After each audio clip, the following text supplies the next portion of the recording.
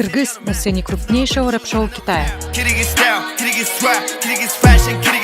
23-летний Airboll под псевдонимом Baby Kush покорил публику своим выступлением на шоу Rap of China. С первых секунд он зашел в публику, раскачав зрителей и наставников шоу. На всех выступлениях он не снимал колпак, а в тексте его рэпа звучит «I'm from A-Town, put my city on the map». Так артист прославляет свой родной город Аксу, столицу одноименного округа, входящего в Синьцзянь-Уйгурский автономный район Китая, граничащий с Кызылсу Кыргызским округом.